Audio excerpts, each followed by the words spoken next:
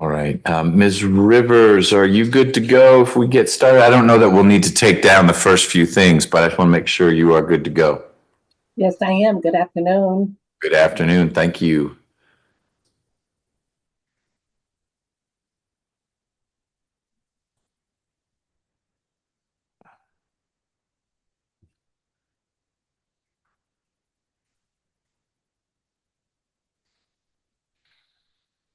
All right. Do you mind getting Ms. Davis, please?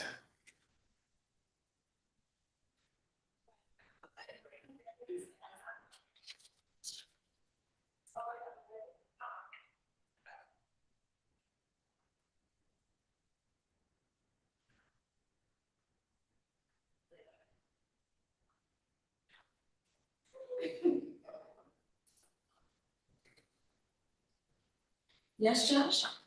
We are ready to go. Oh, okay. If that's all right.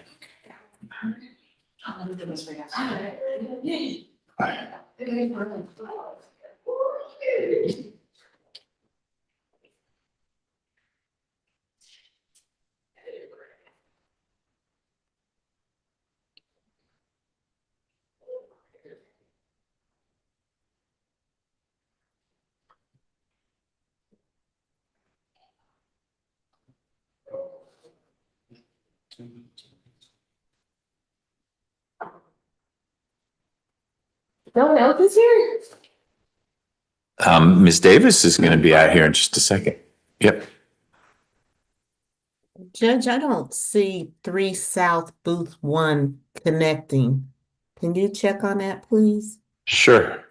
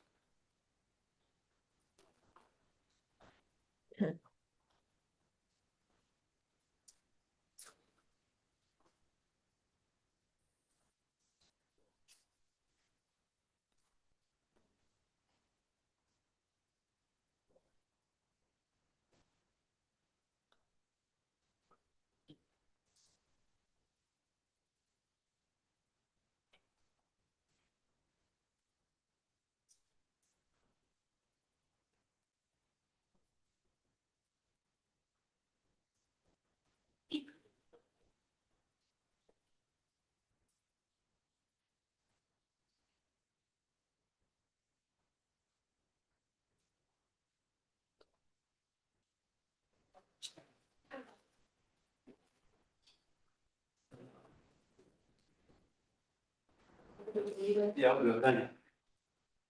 All right, you heard your reservation anymore? Yeah, so what, Lou?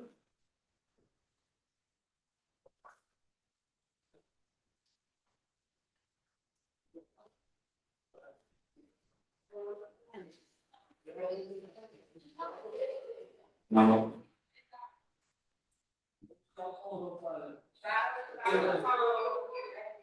I'm having trouble getting anything to connect, but we'll deal with that in a minute. We got other folks we can work through. So let's get started.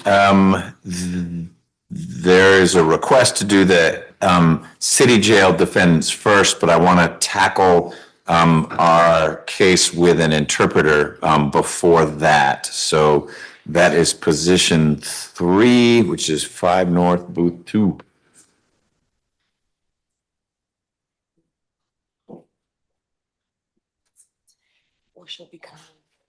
Vamos a empezar con el caso de la intérprete en 5 Norte, casilla número 2.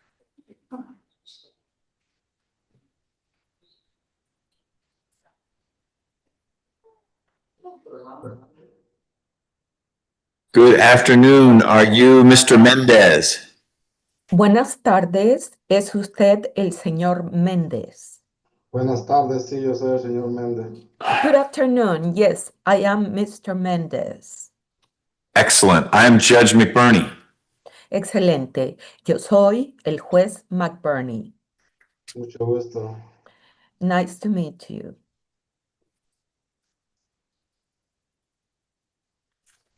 Ms. Wood, is this your case?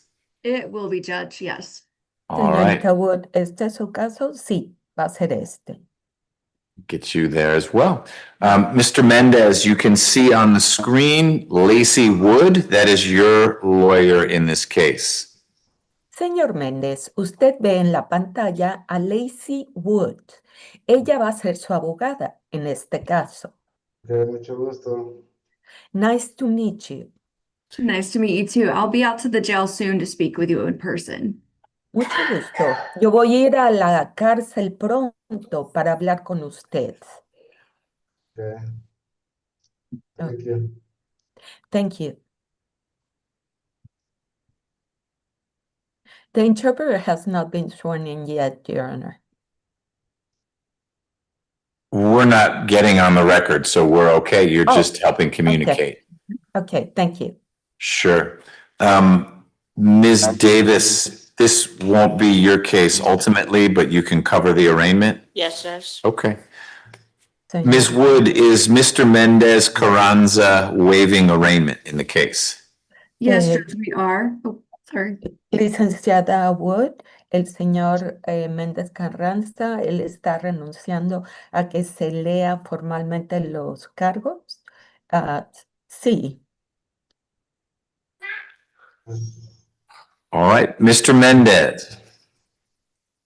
señor What will Méndez. happen next is that your lawyer will get discovery in the case. Señor Méndez, lo que va a suceder después de esto es que su abogada va a recibir las pruebas que deben presentarse en el caso, el descubrimiento de pruebas. Things like police reports and witness statements.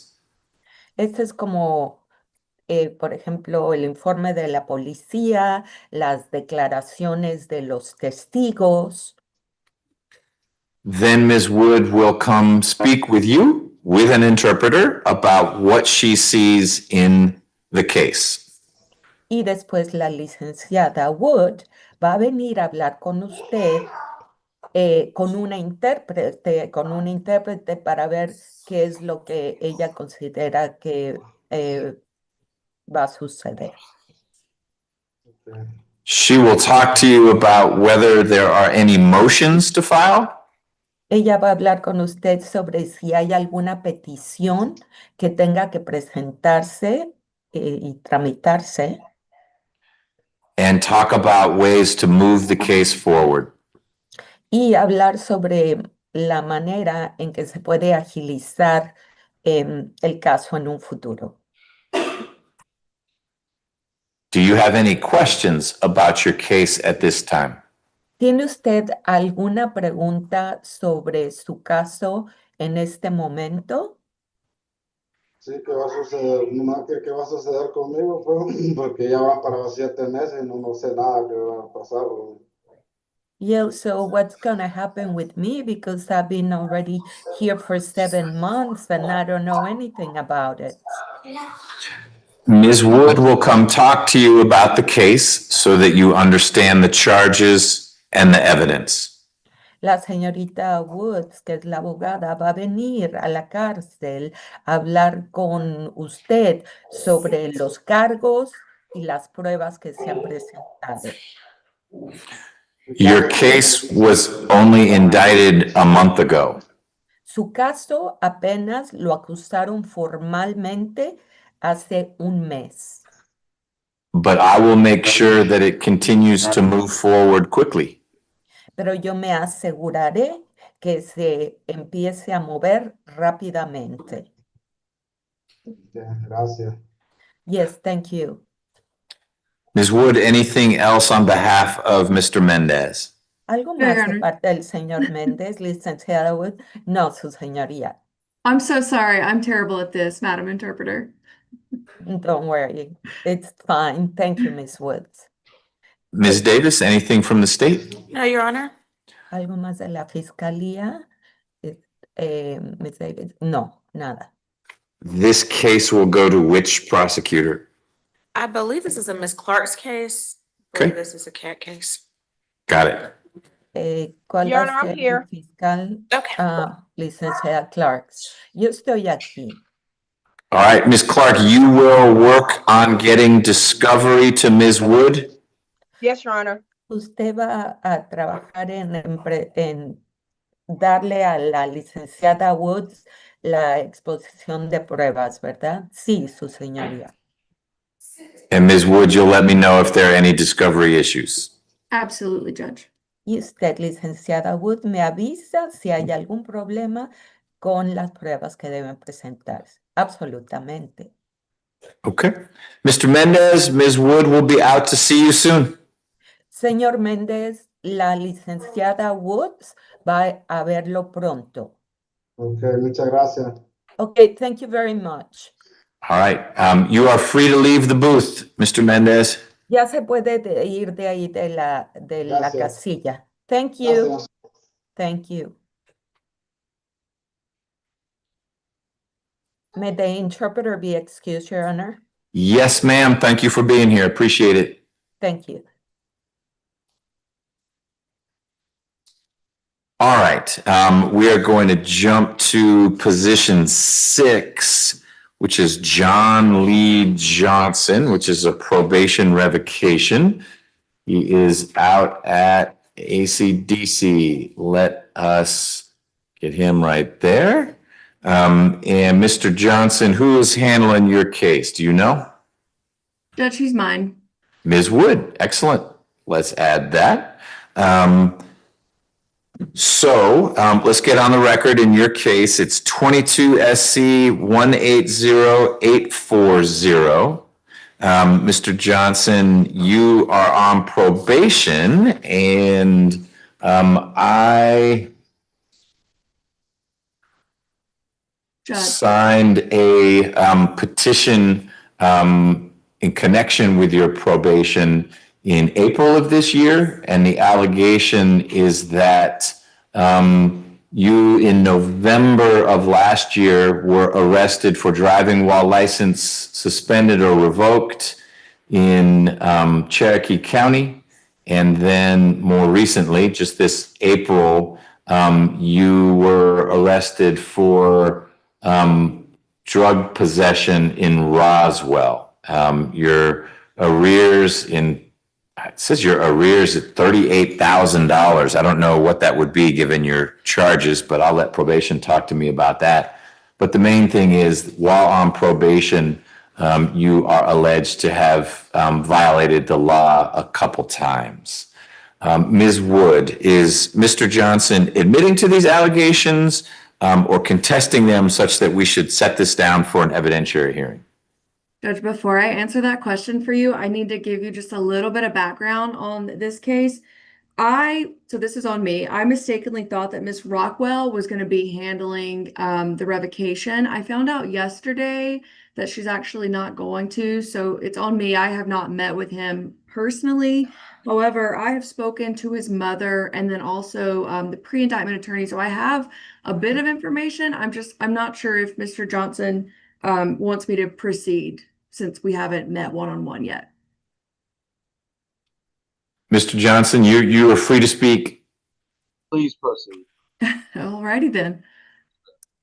So Judge will admit to the arrest. It looks like he's been in custody right at 3 months. I will note he does have a hold out of Woodstock, so I'm not sure what's going to happen with that.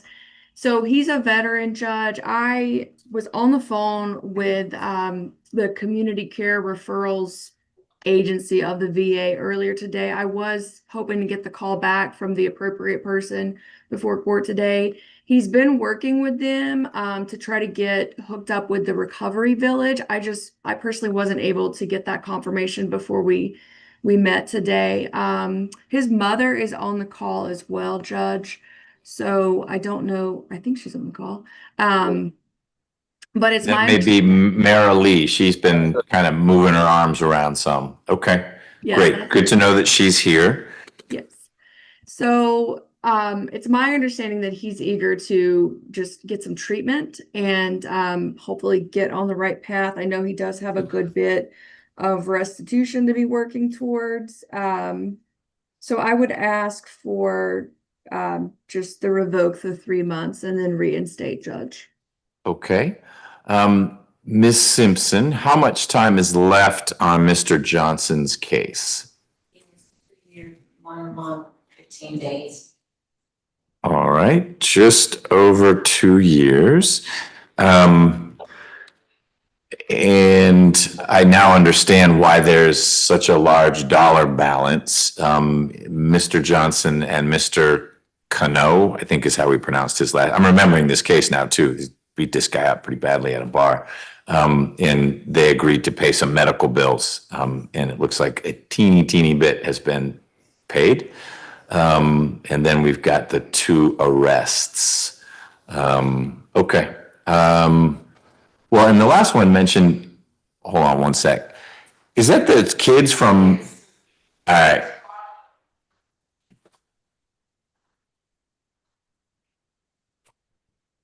Were they here for the last case we just did? Because they streamed out of here once we were done with that. Yes, those kids. Given what he's charged with, I'm surprised the kids were here, but okay.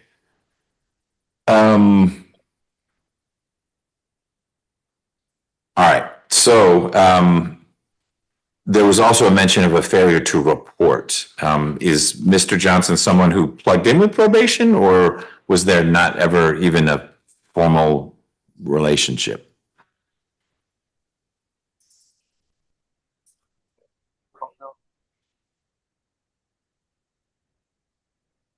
John?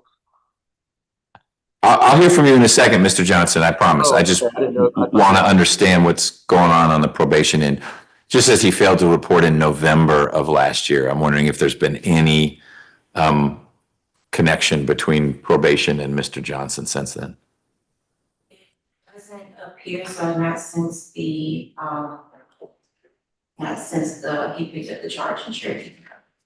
Okay. All right. Ms. Davis, what are your thoughts about how we handle Mr. Johnson's situation? Given that Mr. Johnson did not report and that new violation, although it was a traffic offense, my recommendation would be in line with probation, which is to revoke 6 months and reinstate. Okay. Got it. Mr. Johnson, did you want to add something about your being present with probation or not? What was going on there? Well, I actually, I went to report to office, DCS office. Can you lean into the microphone a little bit, please? Can you hear me now, Your Honor? Much better. I went to go report to the DCS office on the date that I was supposed to. Actually, and then so when I went there, someone had died amongst the community, one of the probation officers. I'm not sure who it was, but they had, I was next in line to go, and then they shut the door on me and said that you have to come back, Monday or whatever. And I never had a phone number to get in touch with an officer. I had the number to the office itself. I called it several times, but Your Honor, regardless, I need to do better at all this, and definitely need to get some help outside here so I can get things back on track. Okay. For most part. Ms. Wood, is your sense, I can't tell from the petition what kind of substances Mr. Johnson allegedly had when he was arrested in April, but that's the kind of help we'd be lining up. Are we talking marijuana, cocaine, pills? It's allegedly like 3/10 of methamphetamine, Judge, and there was a person in the car as well. Okay. I'm focused more on Mr. Johnson's request for help and just wanting to understand what kinds of things with which he'd need help. Understood. Okay. Do you have a place to stay, Mr. Johnson? I do not. So, Judge, it's my understanding that this recovery village that's what they're helping with. But again, I didn't get that call back in time before we logged on today. Okay. Here's what I'd like to do. I do find that you violated the terms and conditions of your probation. You've admitted that. I appreciate that. That's the right step forward. You got arrested for a couple things. They are more harmful to you than anyone else, which is why help makes sense. If you've been arrested for busting a guy's nose in a bar again, we'd be having a different conversation. But I would like to have you connected with resources. I'd like it to be a little more concrete than just, hey, I'm gonna let you out and I hope something works out. So I'm going to defer entry of a revocation order to give Ms. Wood and her team an opportunity to cement whatever it is, and then share with me and with Ms. Davis, the prosecutor, what that something else is. If it seems substantive enough, I'm open to the idea of saying, let's get you there right away. But I'm also open to the state's notion that maybe the revocation ought to be a little bit longer. I mean, they're talking about 3 more months than the total you've already served. So it's not a huge swing. But to me, more months with no connection to resources is less productive than getting you connected with resources. So it's going to be at least a few more days, if not more than that, so that Ms. Wood has a chance to really lock something in so that you are released to a program that has a roof over your head and plugs you in with some addiction treatment. And we've got things like drug court. So we do have other options, but that's not me saying that whatever you've lined up wouldn't work. I just need to learn a little bit more about that, and that will come through Ms. Wood. Does that work for you, Mr. Johnson? Can you say that again? Yes, sir. It works for me just perfect. Thank you. Okay. Ms. Davis, you all right with that? Yes, Judge. All right, so Ms. Wood, I'll just wait to hear back from you. You can email me and Ms. Nelson and Ms. Davis with, hey, here's what we found. And then I guess keep Ms. Simpson in the loop as well, because she'll generate that revocation order. but it will be predicated on the 2 arrests and the arrearages. And I want to be real clear, Mr. Johnson, I'm less worried about that inability to pay. If you're not working, if you're not sober, you're not going to be able to pay anyway.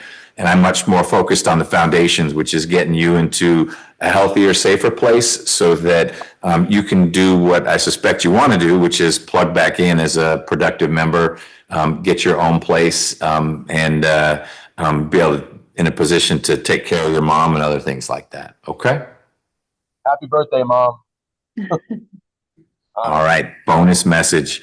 All right, that's what we're going to do. Ms. Wood will be in touch with you, and we'll get you connected with those resources soon. Thank you, Your Honor. All right, bye-bye.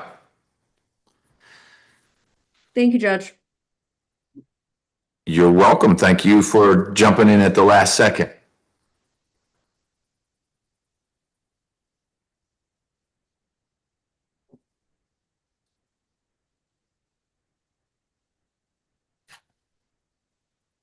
Thank you, Your Honor. Yes, Mom. Happy birthday. Thank you so much, sir. You look great for 39. Thank you. Bye. Bye.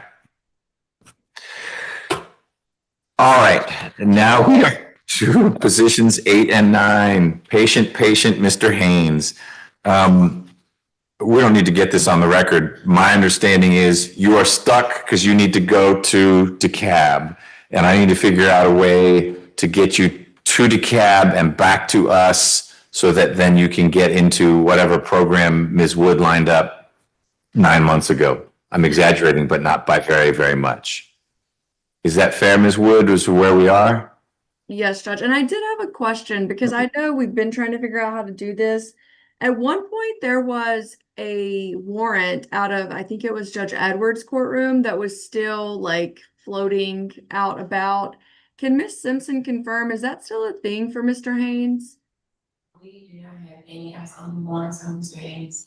She sees nothing in the system there. So this is just, we're going to do the brute force approach where I'll figure out with Ms. Nelson what we need to do on our end. And then I'll just put a hold in place. And ideally, DeKalb honors the hold and lets us know when DeKalb is done so we can come get Mr. Haynes, and then he can be released to the program. But Mr. Haynes, there is a possibility that when DeKalb is done, they simply open up the back door of the jail and say, here you go. And when that happens, should that happen, my request, it's not an order, I can't make you do anything then, you're free spirit then, would be to reach out to Ms. Wood to let her know that you got released. Not so that we can take you back into custody, but just so that we can get you to the programming that was lined up, okay? Can you lean into the microphone a little bit, please? I have a phone number and address to Hope House. You know how to report to the Hope House. Oh, right, you're going to Hope House. Well, You said you have a phone number for it? Yeah, Miss Ross gave me the address and phone number. Told me intake Monday, Wednesday, and Friday, 9 to 2. So I know the procedures to get into the program. I have an updated TV test. If I do get released, I know where it's at. Okay, well, because that would sort of be a plan B, is that if you are released from DeKalb, is get to Hope House. They may not have a bed for you that day, then and there, but you could say, hey, it's me, Timothy Haynes, you had a bed for me 6 months ago, put me back in the queue. Then you let Ms. Wood know where you are, and we'd probably have you report to probation so that probation is keeping track of you. But ideally, in the best of all possible worlds, we're actually dropping you off at Hope House when there's a bed, and beds come open all the time. So it could well be if you knock on their door, like, yeah, we got a spot, but there may not be. And that's what I'm trying to engineer, is that soft landing where you would go from Rice Street or AC/DC to Hope House. Okay? You've been very patient with that. I will make that my project this week to get you to DeKalb. You know, Tom, sir, my last case. Can you lean into the computer and say that again? Can you time serve the last case? So I can go to the DeKalb? Yeah, so you had 4 cases and I time served 2 of them. And in 2 of them, I just haven't signed. I've held on to them because we were trying to figure out how to get you to DeKalb. And Ms. Wood kept saying, hey, have you figured out Mr. Haynes? I forgot. And so she finally said, we need to get him on a calendar. And that is her doing her job so that you're front and center. And like I said, I will make sure that we sort this out this week, okay? All right, unless you have any other questions, that's my project. No other question. Okay, thanks. You're good to go. Thank you, Judge. Thank you, Ms. Wood, and thank you, ACDC, with the bad microphone. I'm sorry, Rihanna. We're still working on it. Okay, appreciate it. Take care. Bye, everybody. All right, now we can go back to the calendar as it's set up, and position 1 should be off. Yes, that was a waiver.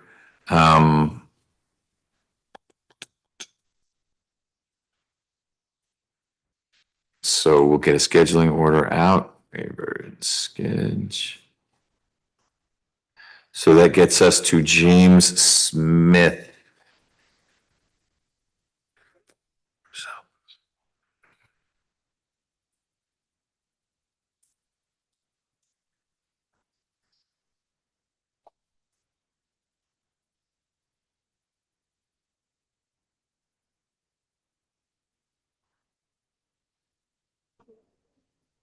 Good afternoon, Mr. Smith. Can you hear me? Yeah. Good afternoon, Your Honor. Good afternoon. Thanks for your patience. Your case is on for plea and arraignment. Ms. Wood, who you see on the screen there, is the lawyer appointed to represent you. I'm going to ask her a few questions. I'll ask you a few questions. And then if you've got any for me, you'll be able to ask me. Okay? Okay. All right, Ms. Wood, what are we doing in terms of arraignment for Mr. Smith? So, Judge, Ms. Dilligard and I have been working very diligently on a resolution. We were very close and we're not there yet. So I think it's probably best if I just do a waiver today, and then hopefully we'll get him added onto a calendar for a resolution really soon.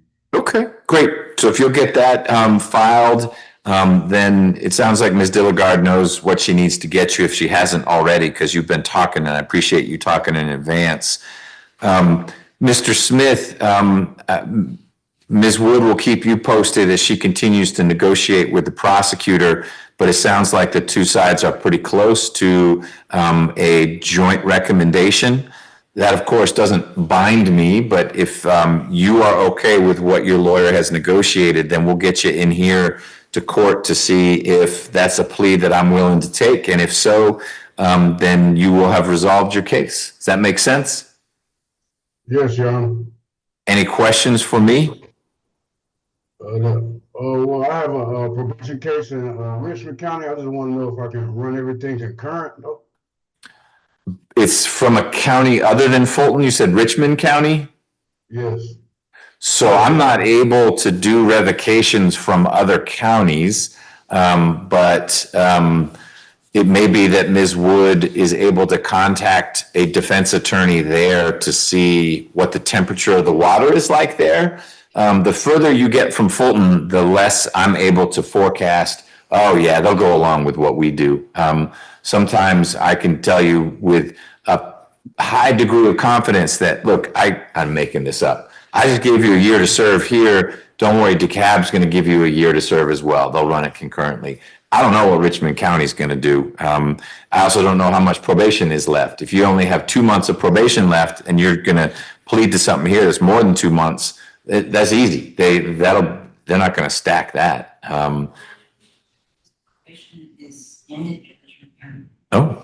So I have a colleague here from probation. She says that your Richmond County probation is over. Oh, that's what's up. All right.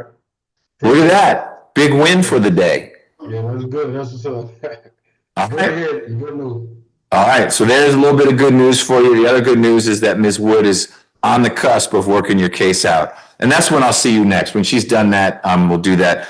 if for some reason they can't sort things out, I'm gonna keep your case moving forward. Your lawyer will get discovery. She'll talk to you about that. If we need to hear motions, you'll be brought over for that. Otherwise, we'll get you onto a trial calendar. But it just doesn't sound like that's where your case is going. Okay? Okay. Ms. Wood? Can I get an expected date? I don't know the answer to that. I think that just depends on how productive your lawyer's conversations are with the prosecutor. Ms. Wood, anything else on behalf of Mr. Smith? No, Your Honor. Mr. Smith, I'll be out to see you soon to tell you everything, okay? All right, thank you. You're welcome. You bet. And I don't see Ms. Dilligard on. So Ms. Davis, anything from the state? No, Your Honor. All right, that's it. Thanks, Mr. Smith. All right, thank you, Your Honor.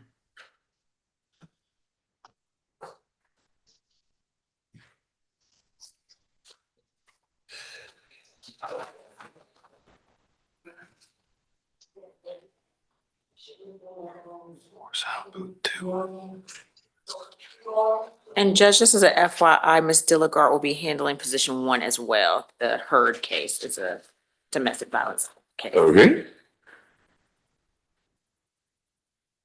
You're shedding cases left and right. Trying.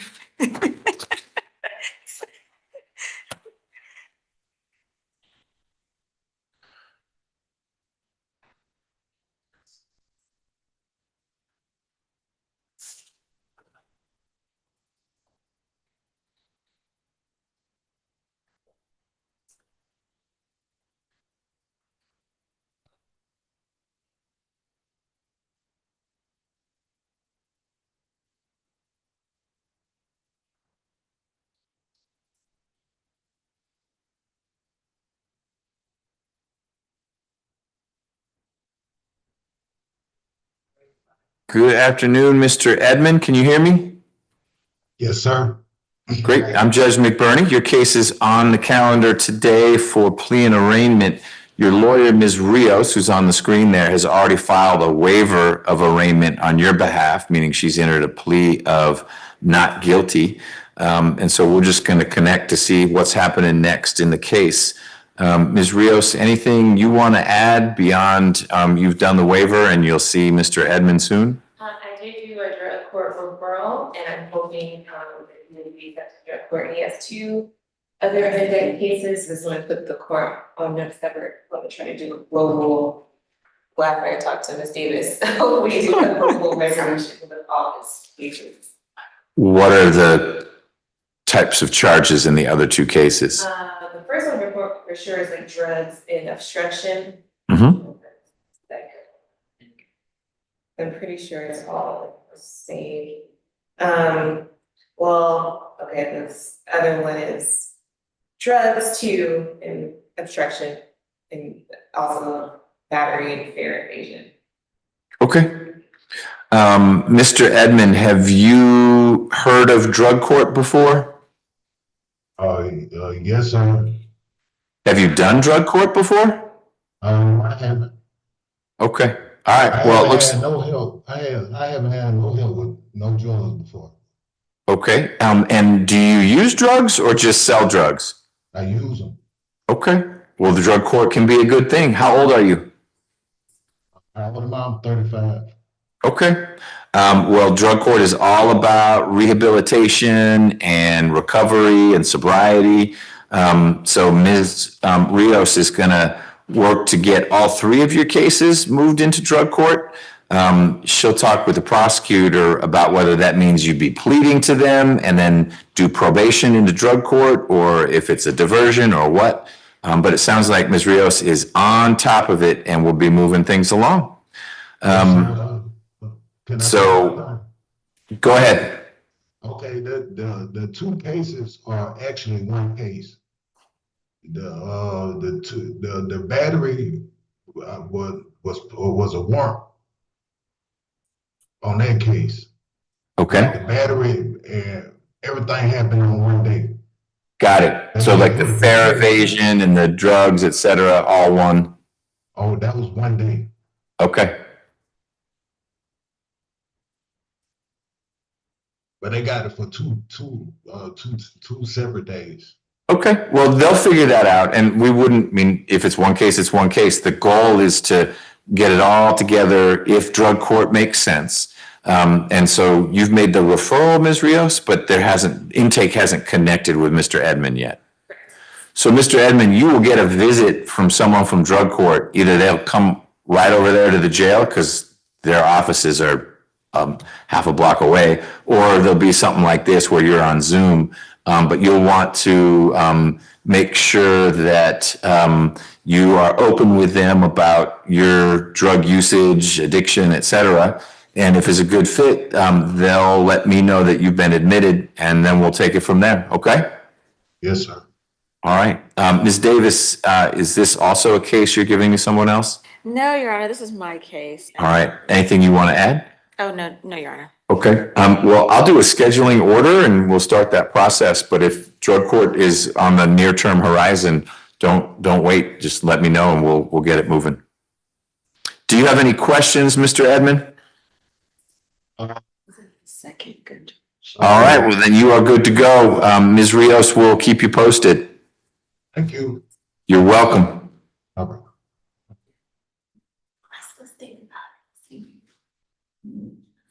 Okay, he's gonna need to do some jail time. I have asked, do they do jail time too? No, that's not the point.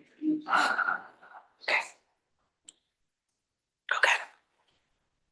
On that minute. Okay.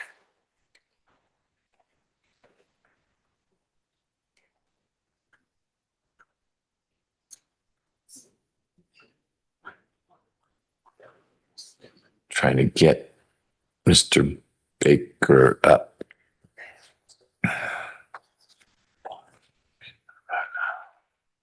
Yeah, I filed a receipt of this. We've got a lot of history, just FYI. Huh? I think it's connected, Judge. Yeah, I just, yep. Oh, with your replace. He is not there. All right. Officer Reynolds, we're trying to track down Silas Baker. He's position 5 on the calendar. And my notes said that he'd be in 3 South Booth 1. Yes, sir. I'm trying to get IT to see what's going on 3 South. So if you give me a couple more minutes, Sure. we'll get it situated. Okay, great. The booth is working. I'm looking at it's open and I'm looking in it. We just need to find Mr. Baker. So we'll sit tight. We'll move on to another one. All right. Thank you. Sure.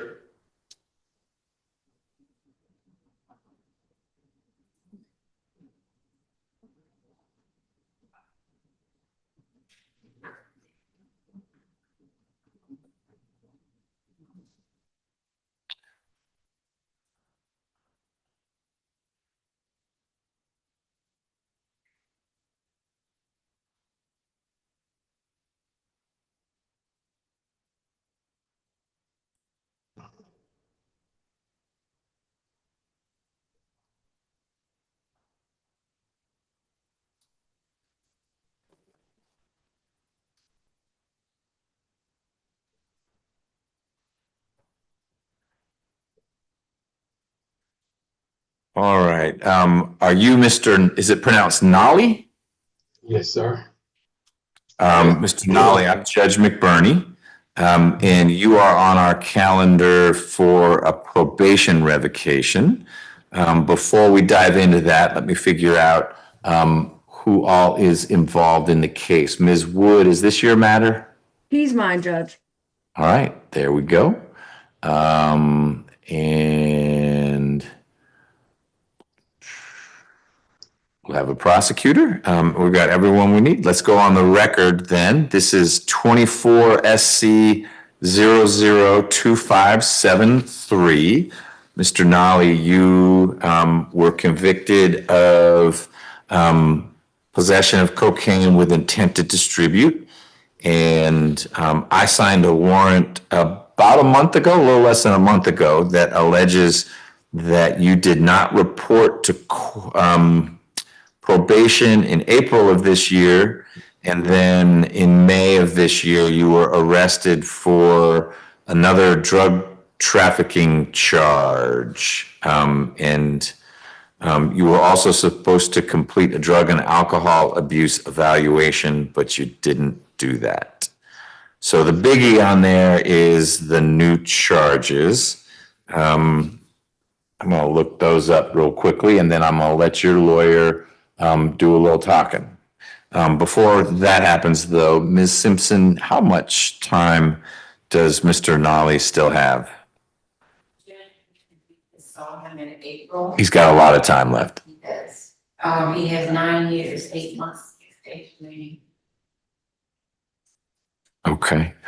Meaning his, oh, because he was just, okay, got it. Oh my gosh, okay, all right. Look at one thing.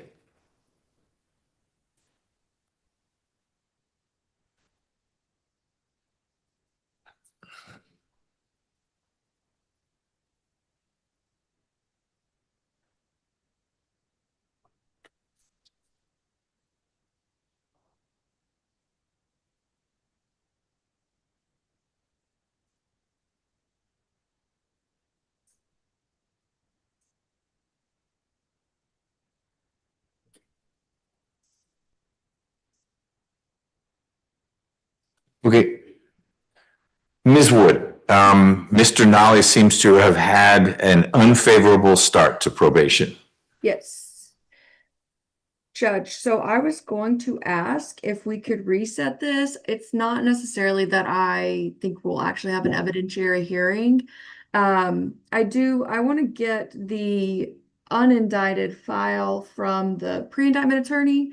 And also I want to get Ms. Ross involved just to see if there's a possibility of us working out the new case with the violation. And also potentially explore if there's any issues that need, treatment, Judge. Sure, makes sense to me. What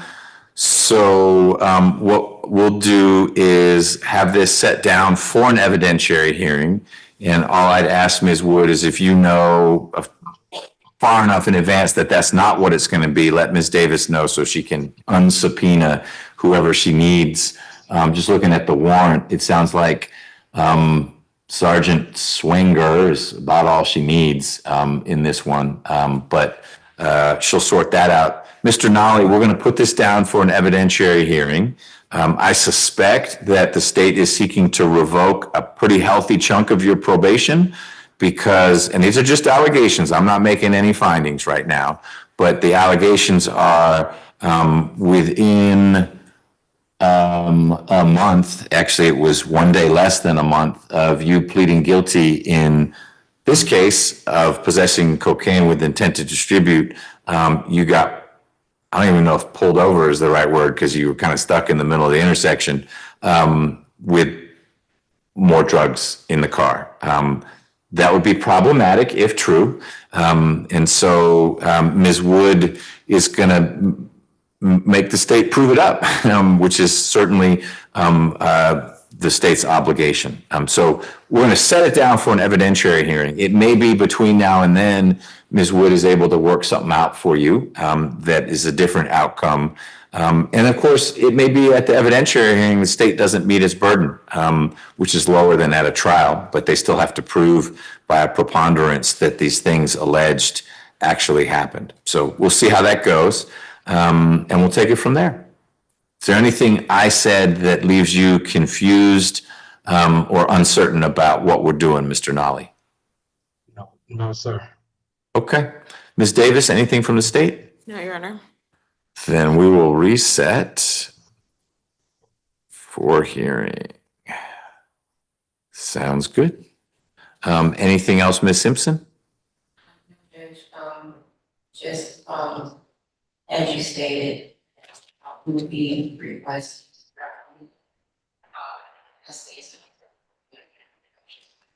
Okay, got it. This warrant will keep Mr. Nolly in place even if he got a bond on his PI matter. Okay, good. Ms. Wood, anything else on behalf of Mr. Nolly? No, Judge, thank you. Okay, Mr. Nolly, we will see you soon. You'll be here in person for the evidentiary hearing. We wouldn't do that with you in the Zoom booth. We'll bring you over here to court so that you'd be able to see the witness or witnesses who are testifying, okay? Sir. All right, we'll see you soon.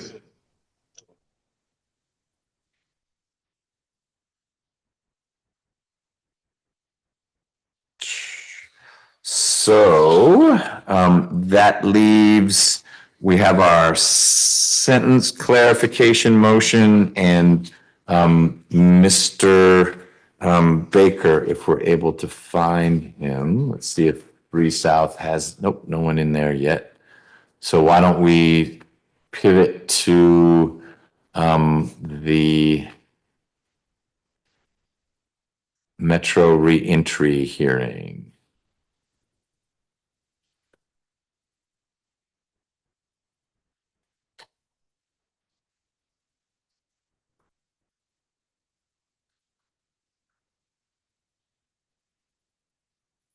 And now is when he leaves?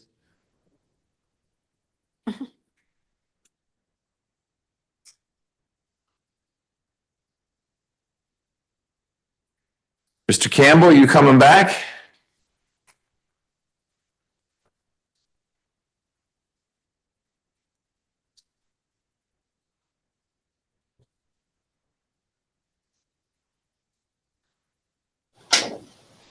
He's back. All right.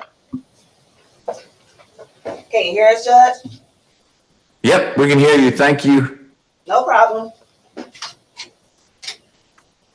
All right, let's get on the record. In this case, it is 19 SC 166417, State versus Campbell. Mr. Campbell is appearing from Metro Reentry, and he is represented by Hannah Schitkowski. All right, by counsel, and the state is represented by Ms. Davis. And Mr. Campbell's lawyer has filed a motion. It says to clarify. I think basically it is a request for me to say something to the Department of Corrections that gets them to view the credit for time served calculation differently. So I'm going to turn it over, Mr. Campbell, to your lawyer to share with me what she wants to share. Let me get up on the screen. The filing was pretty big, so I didn't print it all out because it has a transcript in there.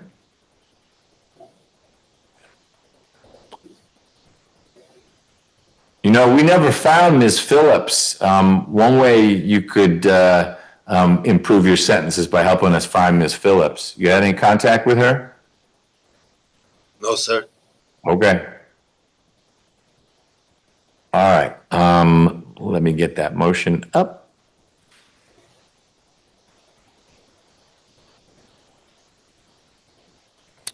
All right, counsel, I am ready when you are. We're on the record, and you can let me know what you think I ought to do and why. Oh, maybe we short circuit this.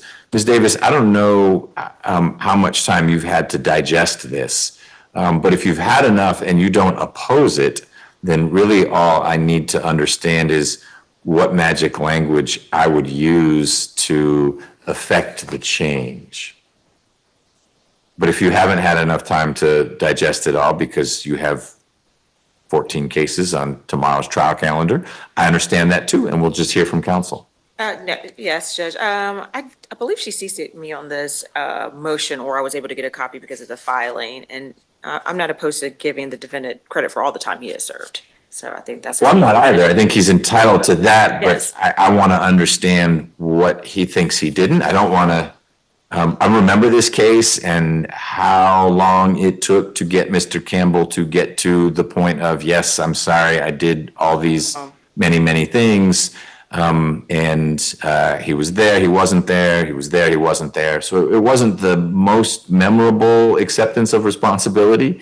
And so he should get the time he served, but not a minute more. And so I just want to make sure we're accurate on all that. Understood, Judge. And it does seem like maybe he was somewhere else, it seems like.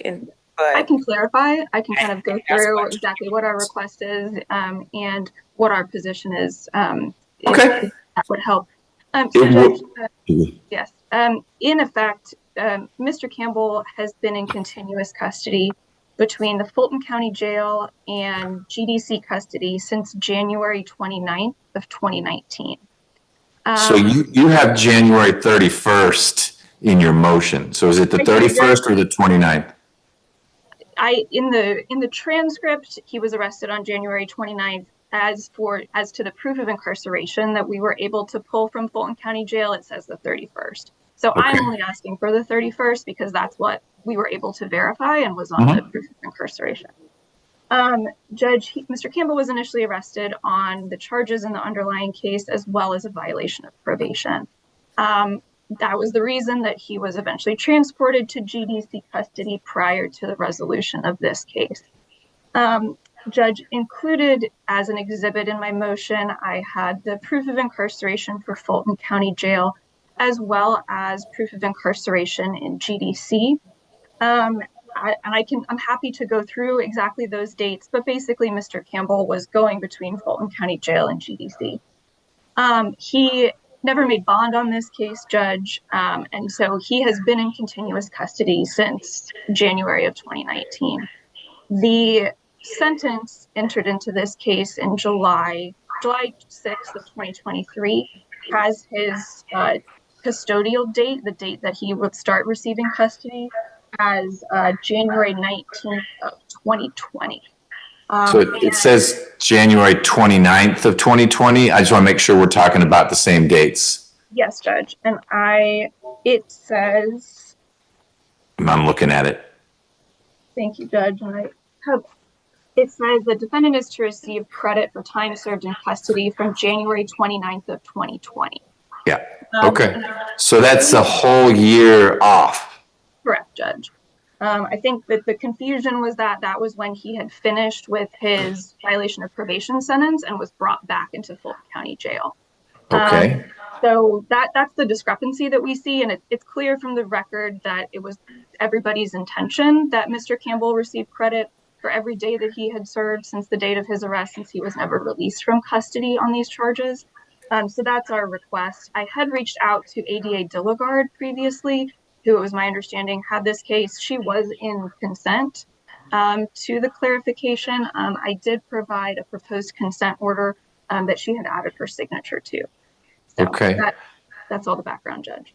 Got it. And I appreciate your patience with the transitions in the DA's office. So Ms. Dilligard would have handled this motion that we're doing today, but this plea greatly predates Ms. Dilligard's time in the office. The plea was with Ms. McCauley, who is now in a different jurisdiction, but she was the one who was actually familiar with the ins and outs of all 41 counts in the indictment, and Mr. Campbell's connection to them, the co-defendant, and the elusive Ms. Phillips as well. But you've done a great job of distilling it down to, look, Mr. Campbell's been in since January of 2019. His sentence sheet says credit from January 2020. And so this is a discussion about should he get that extra year? It's not what the sentence sheet says, so I'm curious if you can point me to language in the sentencing transcript that would be consistent with your request. I can. Great. The discussion about, well, firstly, I'll direct the court and the state to page 64 of the transcript, specifically line 15 and 16. This is the first time where Mr. Campbell's attorney at the time lets the court know that he had been in continuous custody at that point since the date of his arrest.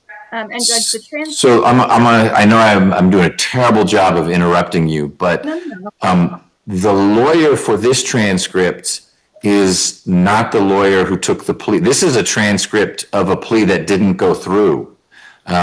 Because that's Ms. Snyder talking on page 64. And she got Mr. Campbell along, but not all the way. And he then got cold feet and languished for a while longer. And it was Mr. Kennedy, Reed Kennedy, who took the ultimate plea and sentencing. So I'm happy to go back to the transcript you're talking about, but that transcript did not result in the final disposition. Yes, Judge, and I was aware of that in reading the transcript. This was the transcript that we were able to get. Okay. So the court is aware. And I point to it just to illustrate the fact that it was known that Mr. Campbell had been in continuous custody, and specifically that it was the court's intention to give him credit, all the credit that he was legally entitled to. On page 78, the court tells Mr. Campbell that both he and his co-defendant would be receiving credit for all of the time that they had served. Judge, I think that it's clear under OCGA 17-10-11 that this is credit that Mr. Campbell is entitled to. He, like I said, Judge, he never bonded out, whether he was in Fulton County Jail or GDC custody. He's been in continuous custody since the date of his arrest in this case. So I think that under OCGA 17-10-11, this is credit that he is entitled to.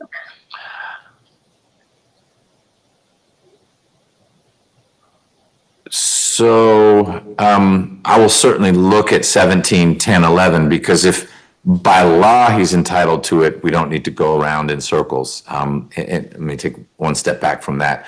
I think you've established very clearly that from January 31st, maybe even January 29th of 2019, Mr. Campbell has been in continuous custody. So we'll take that as a given.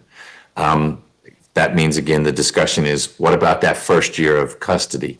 If by law he's entitled to it, doesn't really matter what any of the transcripts say. He gets credit for that. I'll look at 17-10-11. I'm curious, because you are, for right now, the subject matter expert in this area. He had a bond. It doesn't sound like he could make the bond.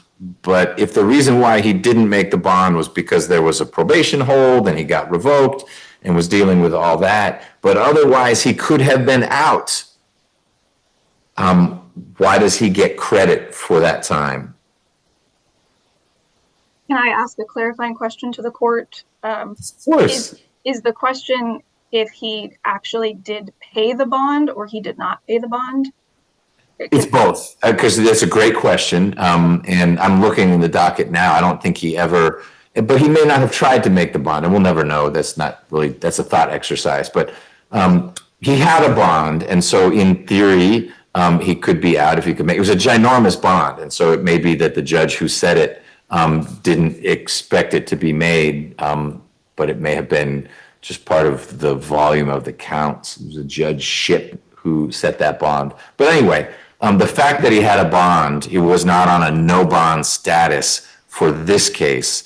And so really what was keeping him in was the probation business. To 17-10-11 still give him that year. And Judge, I can quote from the statute, and I would also direct the court to Forrest v. State, a fairly recent Court of Appeals case that I think reemphasizes what 17-10-11 states. But Judge, as I said in my motion, the statute states a person shall be given full credit for each day spent in confinement in any penal institution or facility, and in any institution, including pretrial confinement, for any reason since the date of arrest for the offense, which is the subject of the sentence. It's pretty clear. That's our position, certainly, and that whether or not Mr. Campbell had a bond, whether or not he could make that bond, whether or not it was a decision on him not to make that bond, that would be irrelevant under 17-10-11. Okay. What's the citation for Forrest? And if the court could give me one moment, I can get it. While she's looking that up, Mr. Campbell, I recently toured the Metro Reentry Facility. The fact that you're there is a good sign. That means that you are wrapping up your sentence and they're helping you get a lot of kind of life skills, reentry coursework and programming. Yes, sir. And I actually graduated the program. I've been here a year now. Oh, so you finished the program, but you just, the way GDC is calculating your sentence, you're not out yet. Yes, sir. And Judge, I have that citation. It is 374 Georgia Court of Appeals 118. And that was decided January 16th of this year. And Judge, actually, that case I think is even more, even less. Let me say it this way. In that case, Judge Forrest was an individual who had a Fulton County case, a charge in Fulton County for arson. And after his arrest in that case, he was transported and spent some time in DeKalb County on a completely separate charge. And the attorney in Forrest asked for him to have gotten credit for the time that he spent in DeKalb County against his Fulton County case, and the court said that he was entitled to that time. So Okay. I think that that's even a further stretch than Mr. Campbell, who again was in custody. And my understanding from reading the transcript is one of the main reasons that his probation was violated was based on his arrest for these new charges. Got it. Do you have a sense as to why Mr. Campbell is still in? I know I'm asking sort of the unknowable, but he was not sentenced as a recidivist, and none of his counts of conviction are, well, you have to serve to the day of the sentence. And they sent him, GDC sent him to Metro reentry, and he successfully completed it, which usually means, and now you're out. So nothing about his sentence, as I'm reading it, is well, you got to do all 8 years. It's a separate issue. It has nothing to do with how I'm gonna rule on this. I'm confused, and it looks like Mr. Campbell may have an answer. What do you know about it, Mr. Campbell? So when I first came to prison, the required time that the parole board wanted me to do, I would be a little past like a couple months, but because my time was shorted a year, it's a little further than it would be now. Okay, I get it. So the parole board said, I'm gonna make the number up. They said, look, you need to do 4 years and 7 months. But they're doing the math from the date that is in your sentence, which is 4 years and 7 months from 2020. And you and your lawyer are pointing out, really, it should be 4 years and 7 months from 2019, which would, does that get you out right away? Or does that mean if you get that extra year's credit, do you get out right away? Or does that mean you've got 2 months instead of a year and 2 months remaining? Yes, I will have to wait for the parole board to just set me a date now. Okay, got it. And when you get out, where is home for you? I'm actually staying in Douglas County now. Well, you're staying in the Metro reentry right now, but when you get out, would you go to, is it your mom's house, your girlfriend's house, your uncle's house? Yes, my girlfriend's house. Your girlfriend's house. I'm always fascinated by that concept. Help me understand how, you've been in jail for how long now? 6 years and 9 months. Okay, so almost 7 years. And this is some young lady you were dating. She's not as young anymore. You were dating before you went in, and she's going to let you stay in her house now 7 years later. Yes, sir. Okay. Have you checked with her to make sure there's no one else staying in the house? We have been talking for like a couple of years now. Okay. Well, I'm happy for you then. It's good that you've got a spot. Is she working? Yes, sir. What does she do? She works for Pepsi. I don't know the exact thing she does, but she works for Pepsi. Okay. All right. Counselor, anything else on behalf of Mr. Campbell? No, Judge. Tell me where I find the proposed order you said is part of what you filed? I had sent it separately, Judge. I'm happy to send it again. I had sent it to Miss Nelson on Monday, but I'm happy to send it again. I've got it. In fact, Ms. Nelson has sent it to me twice now because she knows I lose things. But I remember looking at it in preparation for today. So it literally just says clarifying sentence. It's not GDC, you need to do something, because I can't tell them to do anything. It's just letting them know that really he should have received. Do you think that your order, assuming I agree with this, that your order is what will do it, or would I really do an amended final disposition that in that area that, let me share screen here. I want it to be as effective as possible if I end up going along with that. So can you see on the screen the final disposition, one of the pages? Yes. Okay. So another way to do it would be to do an amended final disposition, and in the part that I circled in lime, it would say 131.19. I don't know which is going to be more effective with GDC, getting something like that, or getting your order. And I'm open to either if you have experience with getting traction with GDC. I can't say which. In all candor, the reason that I styled it this way, I was a little bit concerned about the fact, since we're more than a year out, obviously, from the date of Mr. Campbell's sentencing. Mm-hmm. That's why I styled my motion the way that I did. But Yep. I think whichever way the court prefers. I have not had any. We have not run into a case where we have gotten a clarification or an amendment like this, and it have gotten any pushback from OA based because of the form of it. I guess I'll say it that way. So you or a colleague has used something like your consent order, that format, where it's an order, it's not a final disposition, and it has achieved the desired results. Judge, I'm thinking of when we have gotten amended orders under Kellum, when that has been because that's the most analogous thing that I can think of at this time. Yep.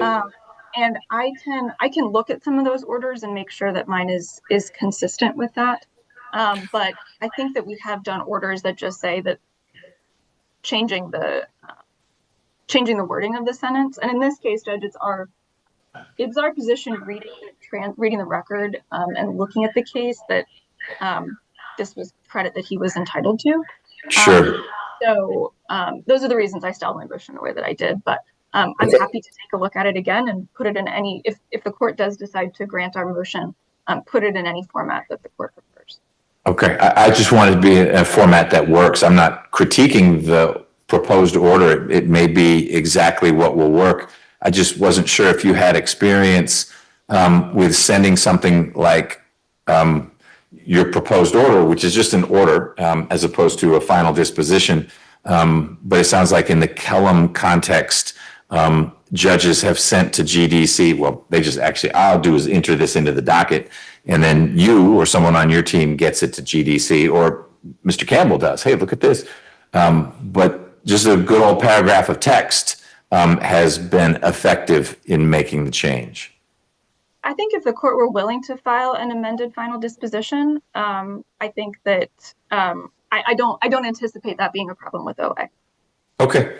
All right. Well, I may ask them. We have some contacts down in Jackson to see which would create the least resistance if this is what I decide to do. Would be very appreciative of that, Judge. Thank you. All right.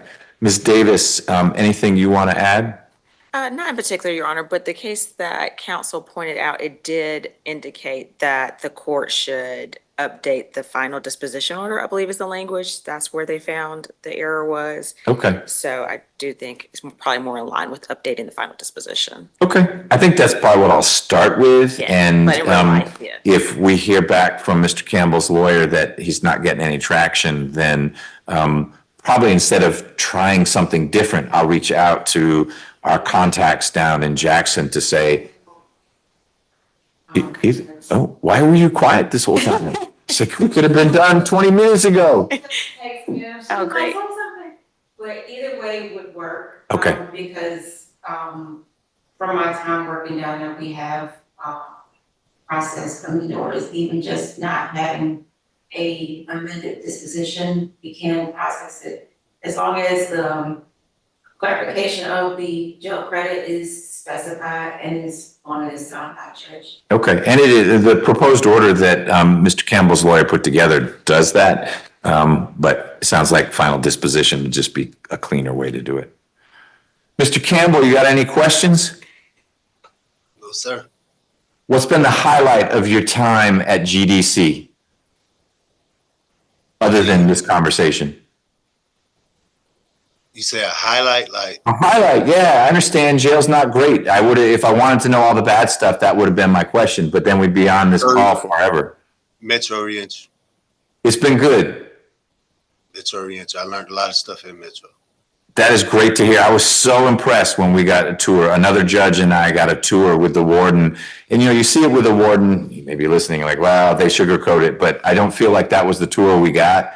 And it was actually led by two of your colleagues. You know, the warden was there, but it was two reentry, but they weren't participants. They were, I don't know what you call them, but they were the mentors.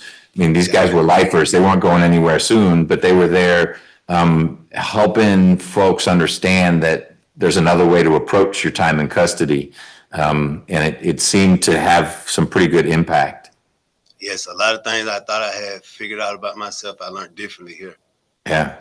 Well, that's good to hear. Have you met any of the dogs there? Yes, I actually stay in the building with them. Oh, well, that was my favorite part of the tour was meeting the dogs and some of the dog handlers. Yes, I stay in the same building, but they're in a different dorm, but it's the same building. So. Got it. Okay. Well, good. All right. Well, thank you, Georgia Justice Project, for bringing this to my attention. I will take it under advisement and get something out soon. Thank you, Judge. All right. May I be excused? Yes, ma'am. And thank you, Metro Reentry, for getting Mr. Campbell on the Zoom call. She's left out right now. And thank you, Judge. All right. I'll let you shut it down on that end.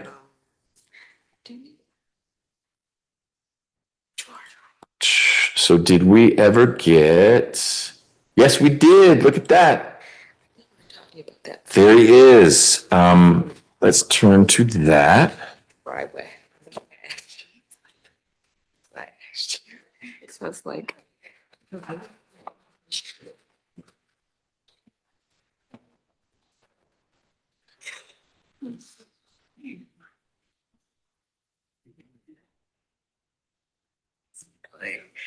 So I'm like, I didn't get the plea. Hey, are you Mr. Baker? Yes, sir. Hey, Mr. Baker, I'm Judge McBurney. It's nice to meet you. Yes, sir.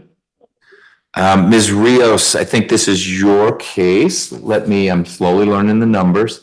Add Ms. Rios, there's Ms. Rios. Mr. Baker, today is your arraignment day, and let me read one other thing here.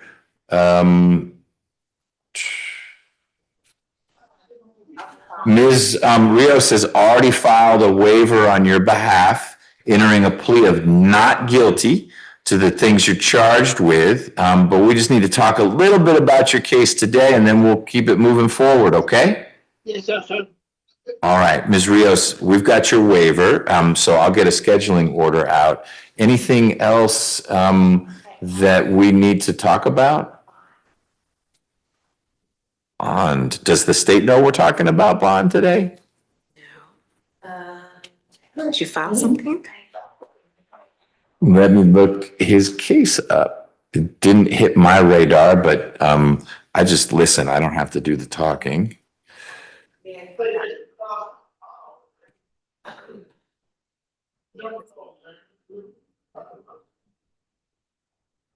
You did file a bond motion for bond reduction 7 days ago.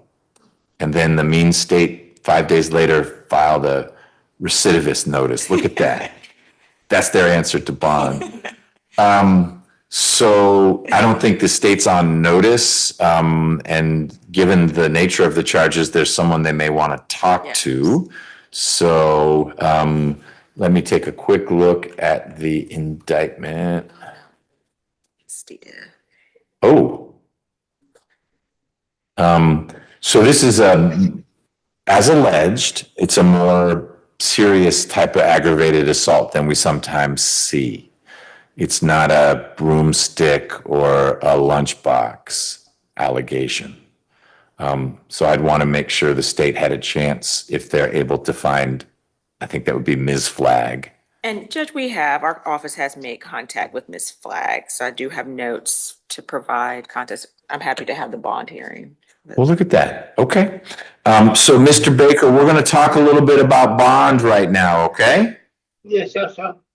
But that means we're going to get on the record. So Ms. Rivers will please start taking this down. This is 25 SC 003-467. Mr. Baker is in the county jail right now. He's represented by Ms. Rios, who's here in court. And the state is represented, is this a Ms. Davis production for now? Okay. Is represented by Ms. Davis. And Mr. Baker, you are charged with aggravated assault. The allegation is that you didn't hit, but you shot at someone named Ms. Flagg. I don't even have no guns, so. So stop. This is a chance for Ms. Rios to tell me a little bit about you, and then Ms. Davis will tell me a little bit about the state's case. And then all I'm talking about right now is bond. We're not talking about guilty, not guilty, anything like that, okay? Yes, sir. All right. Ms. Rios, tell me a little bit, please, about Mr. Baker and his suitability for bond in this case. Mr. Baker is 59 years old. He has housing. He has a roommate situation. He lives on 72 Howard Road. His caretaker / mother of his child was here for a while, but she had to go because of the apartment situation. That was a whole other back With the child? Yeah, well, that was his child. They have a son that's grown. So Okay. they're still friends, and she still looks out for him. And that's the house where he'd stay? No, she said he can come stay with her, but he has. Yeah, well, Dr. King house there. Okay, around the corner from Dr. King house. Okay, hold on, Mr. B. And so, yeah, so he has two housing options, but she still comes and checks on him if he's at the house with the roommate. He's on disability, so he cannot afford much of a bond, so I know I'm asking for a pretty low bond, given the charges, but a $5,000 bond. I don't believe he has an extensive history, and Your Honor, he's very old, and so just him being in the jail. Okay. We're asking for the bond be reduced to 5,000. Okay. Oh, he has a bond now? I think he did. Well, let's see, May 7th. It hadn't been all that long. May 7th, it was a $25,000 bond just for the aggravated assault. So he has no bond on the second count anyway, but that's what we got. Okay.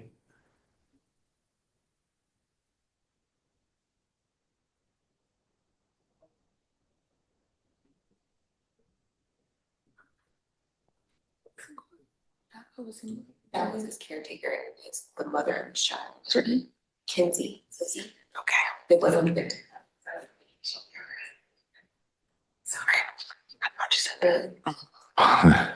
So 1, 2, 3, 4, 5, 6, 7, 8, 9, 10, 11, 12. 12 felony convictions. So some of them are older, but I'd call that a more robust criminal history than not all that big. But Ms. Davis, what are your thoughts about bond for Mr. Baker?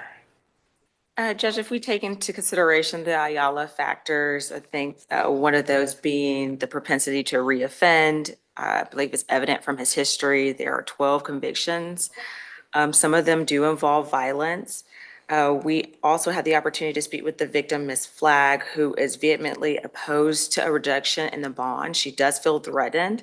I do think it's ironic that Ms. Kinsey Howard was present. She, quote, keeps getting threats from a girl named Kinsey Howard.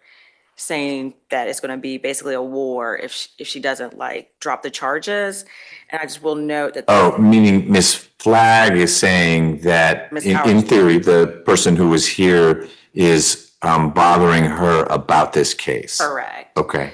And I know that Ms. Rios pointed to the defendant and his age and condition. However, the allegations stem from him shooting the weapon while in a wheelchair and then using that wheelchair to abscond the scene. So with that, we ask that the bond remain in place for the one that he actually does have a bond and there be no bond on the second. Okay. Hey, Mr. Baker, do you use a wheelchair or no wheelchair? Yes, sir.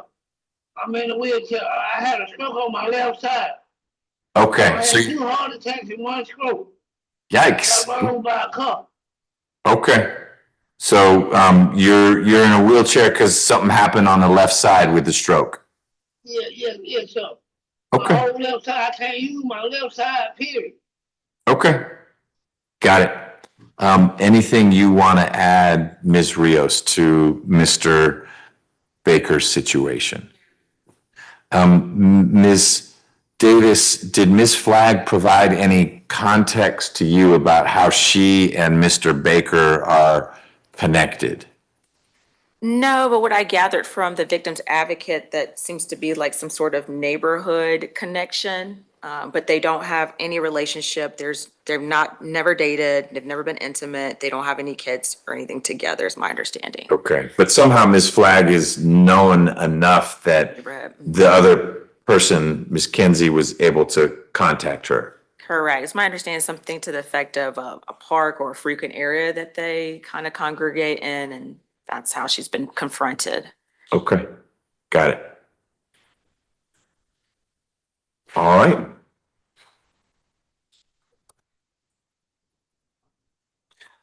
And Ms. Rios, you're saying that the Howell Road address is a situation where there's a roommate there. So friend, acquaintance of Mr. Baker.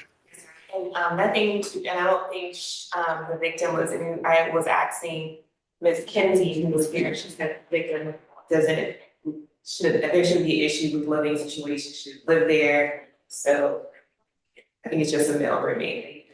Okay, got it. All right. So Mr. Baker, I got to set a new bond for you because you have one new charge. The bond you had originally was just for aggravated assault, but when you were indicted, the state added another charge in connection with using a gun. So I'm going to set an overall bond at $35,000. So it's 25. $35,000. Okay, well, you know what's going to happen then, Mr. Baker, is that Ms. Rios, if your case moves slowly, she's going to let me know that I ought to lower that bond. And if I think I should lower it, I will. But what I'm focused on is getting you into court to get the case resolved as soon as possible and keeping you out of trouble. While some of your convictions are old, others are recent. You have a cruelty to children in the first degree conviction that's not even 2 years old yet. So you may be on probation right now. So I don't know if there's a probation warrant working its way down the pipeline. It's already there. Had this week taken place, I'll tell as if it would not. I didn't know there was a plea in the works, but. I was saying if. Oh, if. Okay, so he's got a hold anyway, by way of a probation warrant. So we'll maintain that status quo, but I will set a bond. And I appreciate, Mr. Baker, that it seems out of reach to you right now. I think it's consistent with your criminal history and the seriousness of the charges, but I'm very open to seeing you soon if this is a case that's working out.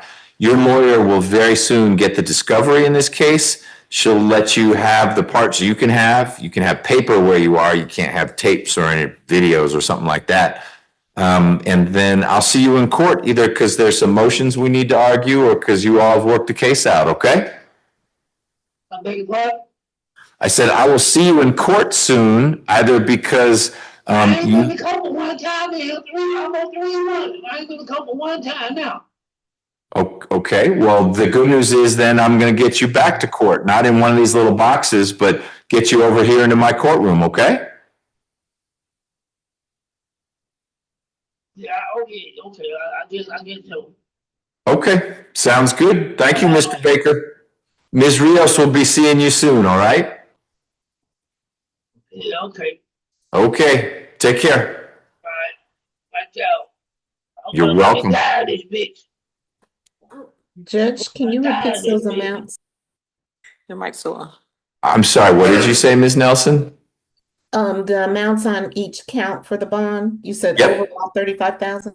Yeah, it's 25 for count 1 and 10 for count 2. He had 25 already for count 1, so in a different bond, so we'll just keep that, and then I'm adding 10 for count 2. You'll need to add anything else on. I think that covers everything. Thank you, Ms. Reynolds, for getting everyone where they needed to be. Thank you. You have a good day now. All right, and Ms. Jackson, it's good having you on the call. We didn't have any pleas today.